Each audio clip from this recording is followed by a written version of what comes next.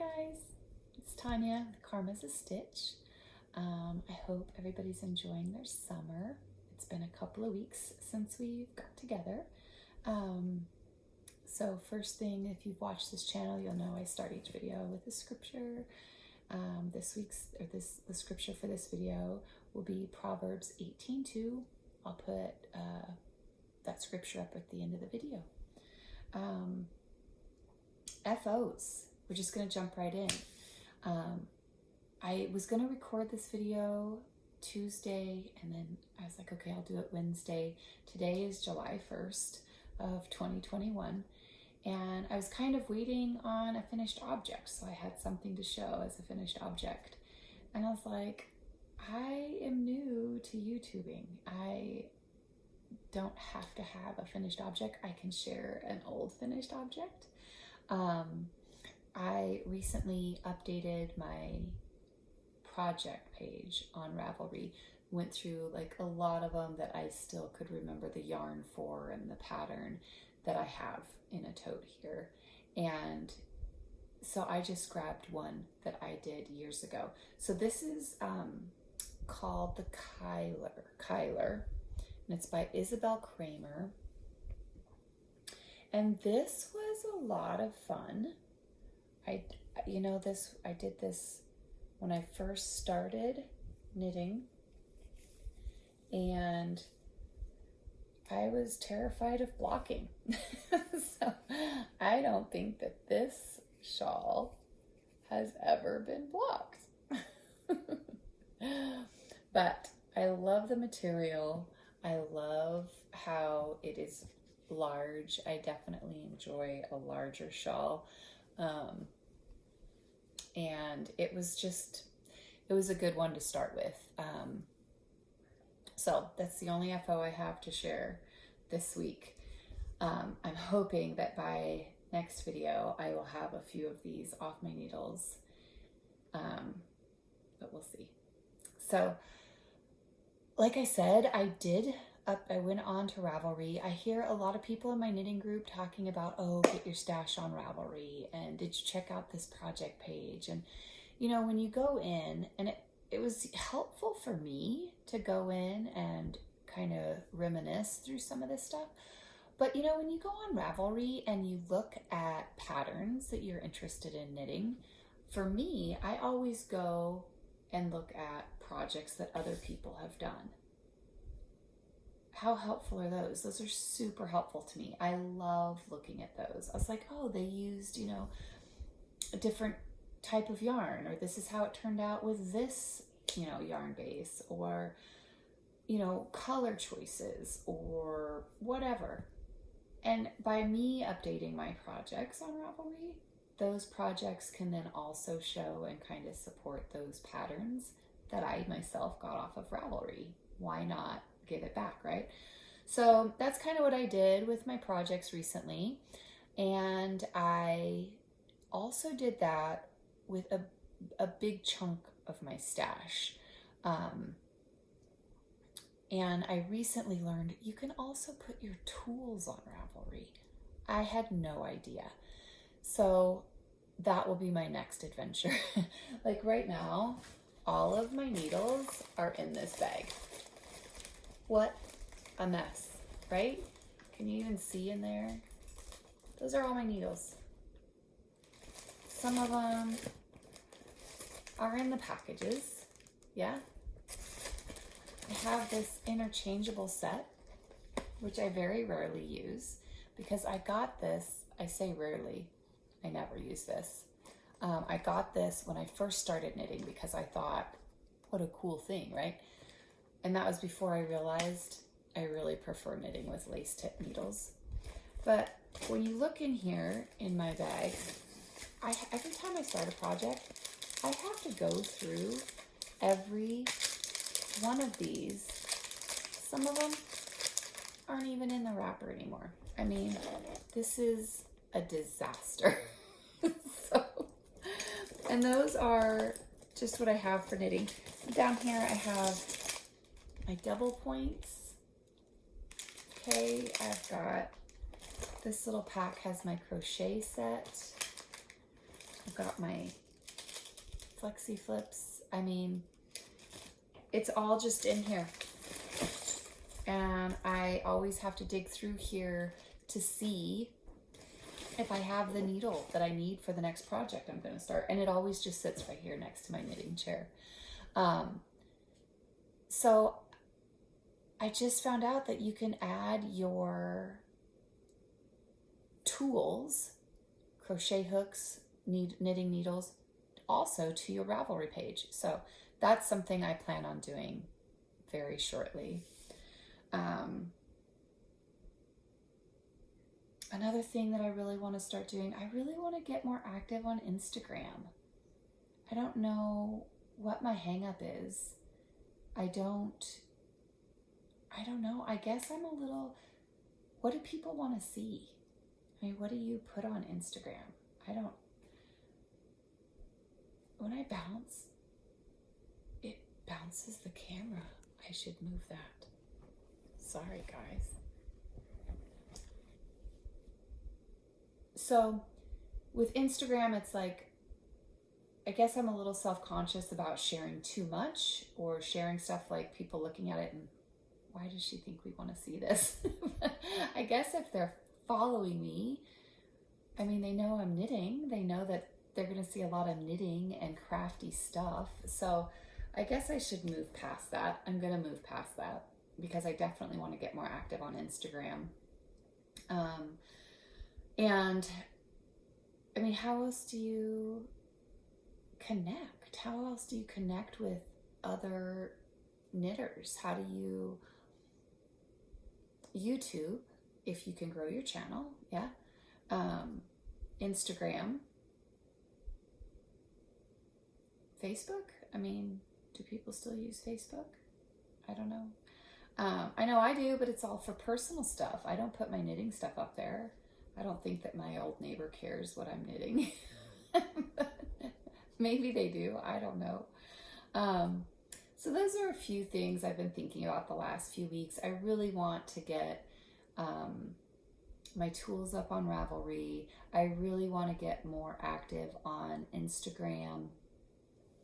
If you have any ideas on how to organize this little blue bag over here, I would totally welcome suggestions. I know it's a very common issue. I see people ask the question all the time, and I just have not found anything that I have been willing to put the time into building or organizing.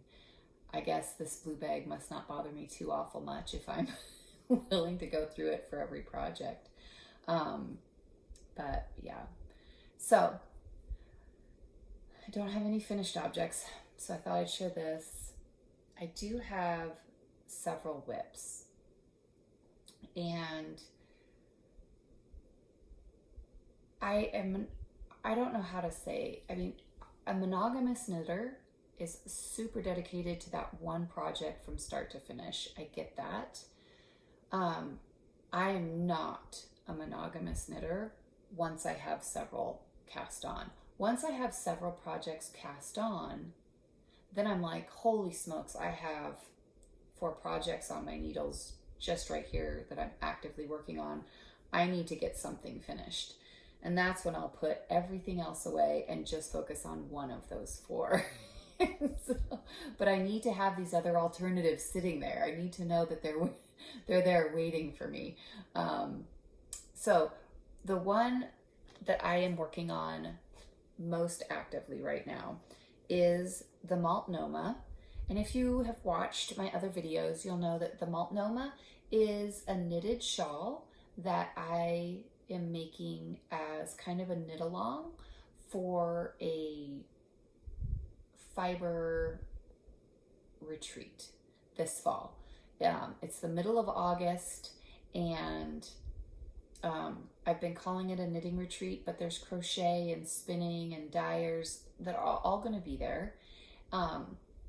It's the first retreat I've ever been to, and with COVID having so many people locked up last year, nobody really wants to wait till August. And so the organizers of Yarny Camp, that's what they're calling the retreat, the organizers of Yarny Camp pulled a crochet pattern and a knitting pattern that looked similar.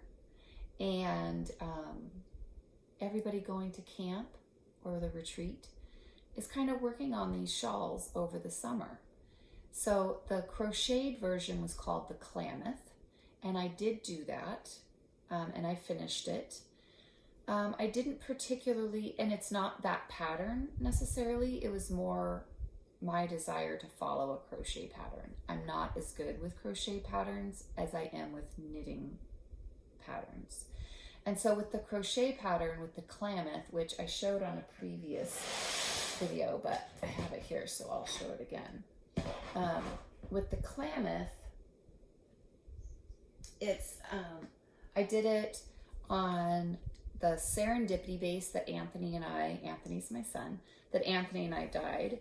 And it's just a little shawlette with a little feather and fan. It has not been blocked yet. But this is the Klamath, and it is merino yarn and silk. So this is our Serendipity base that Anthony and I dyed, and I got it done. I love the way it looks. It is smaller than a shawl I would wear, I think. But I really wanted to do both the crocheted version as well as the knitted version. So I did. Why not? I've got time, right? So the knitted version is called the Multnomah, and it is by Kate Flagg, and I wanted this one to be larger. Make sure I don't drop any stitches here. I wanted this one to be larger, so I am using 2 skeins of yarn. And I just now, last night, started the, there is a little girl outside my window whose dog has gotten out, and she's outside trying to chase it. Oh, I think I'll go out there and help her with some treats. I'll be right back. Okay, I'm back.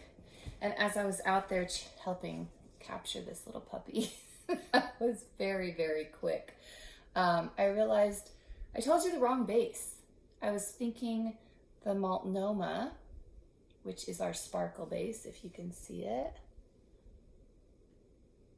That's our Serendipity base. Our silk base is called Windfall, and it is merino and silk. And then our Serendipity base, which is our sparkle base, here. Can't really get a good side of it. Anyway, that is with the Stellina and the merino and the nylon. So I just started, let's see if I can do this without dropping any stitches. I just started the feather and fan section. And I am using 2 skeins for this one. I have started my second one. And when I got the pattern, I didn't take into account that I was going to use 2 skeins. So I ended up getting the needle size that was recommended, which was a US 3 24-inch. Well, as I'm going, it's growing, and it's growing, and it became too large for the 24-inch needle. And then I looked in my handy dandy blue bag, and I didn't have anything larger in a US 3. So once I got to the feather and fan section, I went ahead and went up to a size 4. So I'll let you know how that works out. I'm hoping it'll be okay. I didn't do it in the middle of the straight knit section. I waited until I started the feather and fan section, and then I put it on the larger needle. So I'm hoping it's not that big of a deal. But I'm hoping to be through this pattern by the end of this week. I have plenty of time. The retreat isn't until August 19th. So that is the first whip that I've got going on, which it's been super easy. Very, very simple. We have a group on Ravelry for Yarny Camp. And, you know, some people were talking about how it was kind of a boring pattern, and some people were talking about we just can't get the count right. Stitch markers are key for me, and I haven't had a single problem. I did have somebody help me out because I was wanting to make it larger, so I needed to know how many more stitches to add, and I hadn't gotten to the feather and fan section, so I hadn't looked to see how many multiples of what to make the feather and fan section work in a larger. So I had somebody help me with that, and they had already typed it all up and had it all pulled together. So the next whip that I have is the Moherino Medley by Stephen West. And I shared this on my last video, and when I shared it, I was about this far into it, right in here. I think I was on number 7. 1, 2, 3, 4, 5, 6, 7. Yeah, I was right about here when I shared it. And this is how far I have gotten with the Moherino Medley. And I'm having a blast. Not too sure. I wasn't too sure how I felt about working with mohair, and the colors just kind of shifting, and I have just started my second repeat of the 4 sections. So we've got this section here, this section here, this section with the wavies, and then this one with the big holes. And now this is back to the chevron. It's just with different colors. So that's where I'm at. And this is how far I got. And I realized all I was doing was knitting on this. And my Multnomah was being rejected at the time. So I put that away. I put this one away so that I could focus on the Multnomah. I'll get the Multnomah done and finished, and then I will maybe focus on this one. But if you remember, if you watched my previous video, the yarn for this was yarn that I won. And how do you not just immediately start it if it's yarn that you won? I was so excited. So the yarn that I'm using, I won this, let's see, Blue Sky Brushed Surrey. It's DK Mohair. Now, I didn't know that mohair came in different weights, so this was a first for me. I have it all in sandwich bags because you need colors A through E, and this way I can label what color and I don't have to actually think through it. But I didn't realize that mohair came in different weights. I mean, it makes sense that it would, but I guess I had never really put much thought into it. So I got this Blue Sky mohair as part of my prize package. I also got Acid Veil Dye Works. There we go. I don't know that there's a color on here, but that's the color. That was my color A. This was part of my winning package. Love the little speckles in there. And this was the 4th one that I won. also Acid Veil Dye Works. And all of these yarns are in my Ravelry page, which I'll link below. So these are the colors I'm using. And then I had to have, so I have the mohair, and then I won 3 fingering weight yarns. I needed a 4th fingering. And so I just went to my stash and I grabbed this Plucky knitter. And it's kind of a gray brown. It was one of Plucky Knitter's one-hit wonders. And you guys have heard me talk about Plucky Knitter if you've watched my videos. She makes it incredibly easy to buy yarn from her.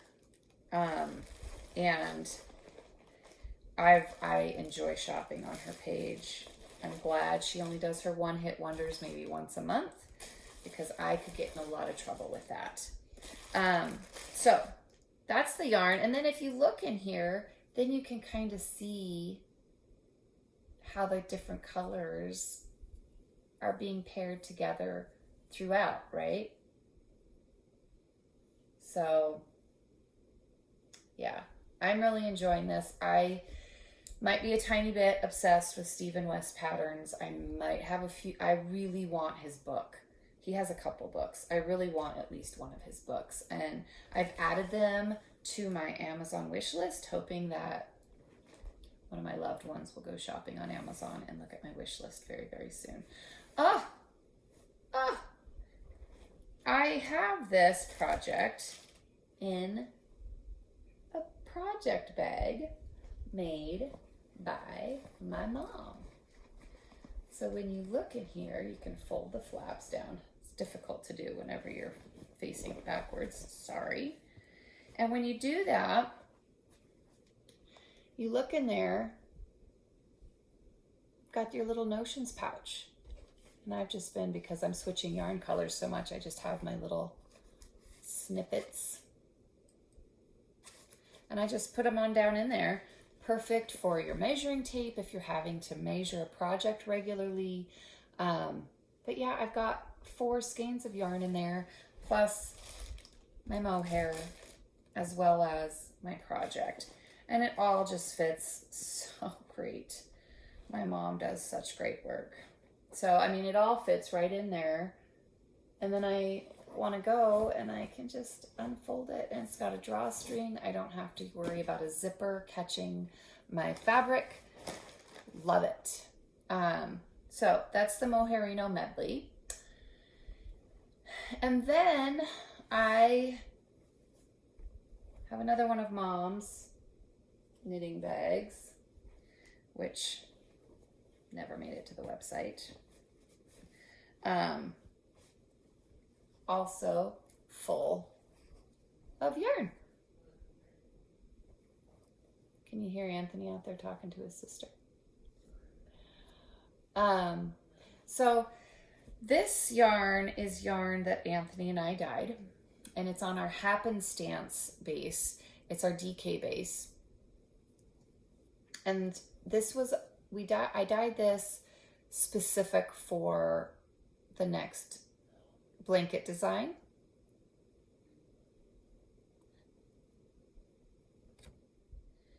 So this is part of, I was just trying to figure out how they were going to look together. I have started knitting the pattern. I mean, I think they look great. I wanted a light, a medium, and a dark. And then I wanted a gray to kind of go with it. So yeah, I mean, I am working on it and I'm super excited about it. The last blanket pattern I did was that double knit Chloe blanket, and it took me 3 years. It took me over 3 years. It was supposed to be a wedding gift. I'm really hoping this one doesn't take me quite so long, but who knows? Anything could happen, right? Again, I've got it in Mom's knitting bag. I love these knitting. They're just soft fabric. They're not crinkly. They're easy to hold on to. You want to work in them. I enjoy working in them. I just love how they hold all my skeins together. But yeah, so those are the knitting bags from Mom. And then my final whip that I'm working on, final whip I'm working on, you've seen a few times. It's the sweater that I did for Anthony, and it was way too tight, so we took it off. We tore the whole thing out, and I've restarted it. And Anthony has told me, no rush. I mean, it is 100 degrees outside, and it is the coolest it's been all week. So he's not in any hurry. He does not need this right away. But this one is called the Southwood. It's a very simple raglan. It knit up so quickly. And it's by Galt House of Yarn. And I showed this previously. I'm still doing the raglan increases. Haven't even gotten to break the sleeves off yet. This is as far as I've gotten. But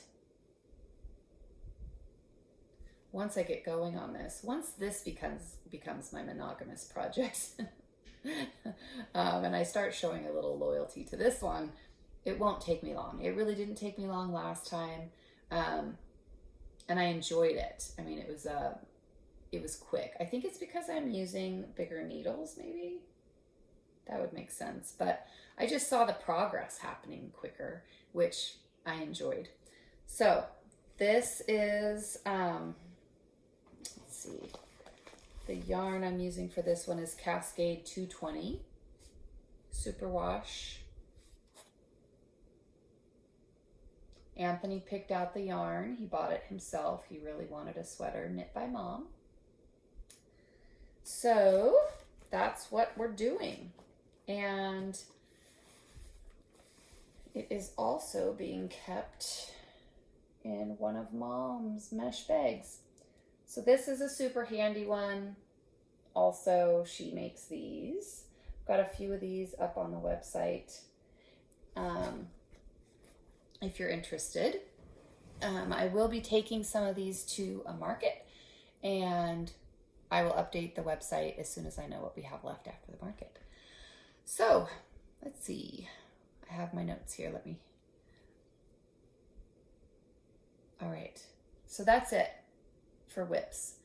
The next thing is I started using an app called Knit Companion or Knitting Companion. And I have downloaded the Moherino Medley as well as the Multnomah. And I'll tell you, that is so handy. You can adjust the highlighter. You can invert it so the rest of the page is kind of grayed out and just the row you're working on is highlighted. And I've got, because I was bouncing between both of those projects, I was able, I'm enjoying that app. I've heard a lot of people talk about it, and I have definitely enjoyed using it. So I wanted to make sure that I mentioned that. And then you've got, I've heard people talk about it, like fantasy knitting. You know, like your dream, you fantasize about what you want to cast on. Is that a term? If it's not, it should be. Because I have so many things that I want to cast on. But I recently purchased a pattern for Anthony's Christmas gift. And I am so excited to make this. I'm not going to talk about it too much. I will, because I know he watches the podcast. I don't want to give it away, but I have purchased the pattern. I'm going to go dye the yarn as soon as I know what colors I want to use, for sure. And maybe once I get the Multnomah done. That'll give me time to think about colors. I'll go and dye what I need, And then I'll share progress, but not enough for him to see what it is. Sorry, son. And I'm still really thinking I want to do the Stephen West Slipstravaganza blanket. But what occurred to me is it's getting ready to be summer. I have several whips going on. I do want to start Anthony's Christmas gift. And before I know it, it's going to be Stephen West Mystery Knit Along time again. So if anybody is planning on doing the Mystery Knit Along, I would love to have like a group that we can all kind of weekly. He puts out videos every week with his hints. At least he did last year with the one that I did. I'm assuming he does that every year. And I would love to watch his video and then have a Zoom meeting over the weekend with other people working on the Mystery Knit Along. I just think it's such a fun project. I had such a great time with that Mystery Knit Along of his last year that I can hardly stand myself waiting for the next one. I'm going to put off working on the Slipstravaganza blanket until after the Mystery Knit Along. So I have all these things, and I have a few more of his projects saved as favorites that I really need to empty some of these bags out so that I can stuff them full of yarn for more of his work. But yeah, that's what I've decided. I need to wait on the Slipstravaganza blanket until after the 2021 Mystery Knit Along with Stephen West. Would love to have a group of people doing that Mystery Knit Along together. So if you're interested, leave a comment. Let me know, because I would love to do that with somebody. And so something I also wanted to talk about a little bit that's still crafty related is I watch a lot. Do I watch them? I scroll a lot of YouTube channels. I do a lot of crime stuff. I enjoy watching real life crime things. I recently found like a I Survived channel where people have survived some crazy things. And I like the fact that I'm actually listening to the person that survived it. I'm not wondering until the very end, did the person make it? Did they not make it? Because more times than not, when you're watching the crime ones, they didn't survive. And then I'm left feeling these horrific feelings like their family or their spouses or their children. But I found this one where it's about people that have survived and the things that they have overcome. So I've really enjoyed that. The majority of my time is spent watching knitting podcasts, knitting YouTube channels. And I recently came across someone who, at first, it was her accent. I was in awe. I love that she is from Scotland. Love it. Love listening to her talk. But then when I was actually able to get past the accent and listen to her, this girl is amazing. I think she said she was 26. I've binge watched her in the last 24 hours. I've watched all of her episodes. I think she just uploaded episode 7 about a week ago. And she taught herself how to knit in October of 2020. And I don't think she's afraid to tackle anything. I mean, I think she said her first project was a pair of socks. It took me years. I've been knitting for 6 years, and I was terrified of socks. It took me a long time to overcome that. And it was just last year in 2020 that I made my first sweater. She calls them jumpers. I love that. But she's made several of them. And I think she said she's 26. And I'm just amazed at this girl. I have started following her on Instagram. And her channel is called Woolly Witchcraft. Her name is Brogan. I can't say it. I wish I could say it like she says it. Love her accent. Anyway, she has done some amazing things in less than a year that she's been teaching herself how to knit. And I am just amazed by her. I am excited. I've definitely subscribed to her, and I've hit the little bell because I want to be notified. I really have enjoyed watching her, and I've enjoyed watching, like, when she shows a finished object or when she shows a whip, she's like, this is a first for me. Here comes the 5-year-old.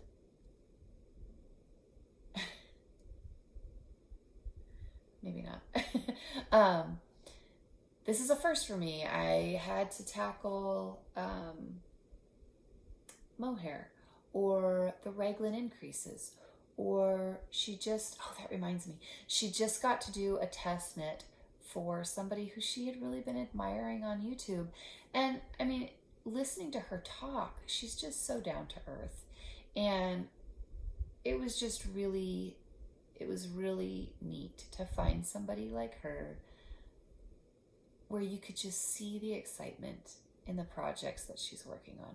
You can just see the excitement in the yarn that she got delivered in the post or the mail. She says post. It's just been really fun to watch her. So if you have some time, go check her out. She is Woolly Witchcraft, and on Instagram she's at the @ Woolly with 2 O's and 2 L's .witchcraft. Super neat girl. Anyway, I have been asked talking about her test knit, it reminded me, I was asked to do a test knit. There is an instructor that's going to be at our retreat this fall, and I got a message from her, and she said, hey, I was asking the organizers of the retreat if there was anybody available to do a test knit, and I was given your name. They said you'd be perfect to do this if you're interested. I'm so excited. I'm completely flattered that that the organizers thought of me. And I'm so excited to do this test knit. I've never done anything like it. It's with beads. It's going to have some beading in it. So it's something I've definitely been wanting to learn. Beading and brioche. Those are 2 things that I've wanted to learn. But those are 2 things that I've been kind of intimidated to do without having somebody I can ask questions to. I mean, YouTube has definitely done the majority of the teaching for me. So anyway, the only new acquisitions or stash enhancements, sorry about the crinkling, that I have was for the Moherino Medley. It called for 370 yards of mohair, and the skein that I got didn't have that much. It only had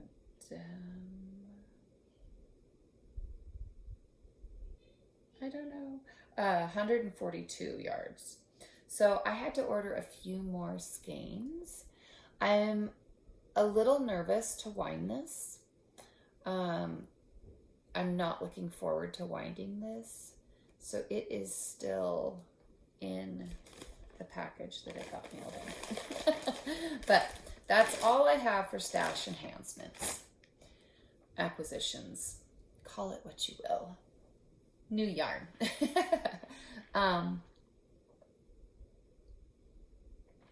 So let me just go down my list here. I talked about my fantasy knitting. The illusion knitting that I plan on doing is, the design was by Steve Plummer, or Plumer. I'll have a link below to his website. I don't necessarily want to link to the project because I don't want Anthony to go snooping for Christmas presents, because I'm so excited to see the look on his face with this. But I think that's really all I have that's crafting related.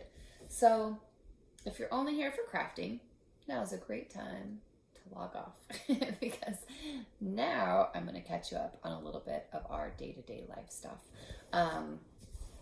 So as many of you know, I have a 5-year-old and I stay home with her, and Anthony, my 27-year-old, spends a lot of time at our house as well. And we recently got 2 puppies. They are 10 weeks old now, and they're brother and sister. They are mixed breed puppies, and I'll see if I can get a couple of pictures or videos in here. And they are doing really well. I mean, the potty training is going good. Their names are Mr. and Sam. My 5-year-old says Mr. and Sammy. I just say Mr. and Sister. But Mr. is going to go and live with Anthony at some point in the future. And Sam is going to be my husband's dog. She kind of made an impression on that first day. Yeah, I talked about that previously. So if you're interested in how that all came about, we were originally just going to get 1 puppy, and it was going to be the one for Anthony. And I think it was the last video I talked about how it turned into 2. But having 2 puppies, we are keeping them pretty separate. They get to play, but not constantly, because they are going to be living separately eventually. I don't want them completely bonded to one another so that when Mr. does move away, they're super sad. I want them to be okay with being apart and being with their people. So we are keeping them pretty separate. And then I also have my 3-year-old Rottweiler, Cinder. And Cinder, there's just no way around it. She is my dog. She is if you were to read the standard of a Rottweiler temperament, it is my dog to a T. She is standoffish of strangers until she knows them. She is protective of her yard. She's protective of her family. But when we go out for walks, she is convinced everybody has treats. She loves everybody and everybody's dogs, and she is amazing. And when we're at home, she is definitely the protector. So when we had Cinder meet these puppies, we did it one at a time. We picked Sam up on a Thursday, and I dropped Sam and my husband off down the road a little bit, and I came home and I got Cinder, and Cinder and I walked down the road to meet them. And that way Cinder kind of got to walk the puppy home, and it wasn't where she just went outside and here's this new puppy in her yard. So we did that with Sam on Thursday, and then we did the same thing with Mr. on Friday. And Sam really wasn't too sure about this big black dog.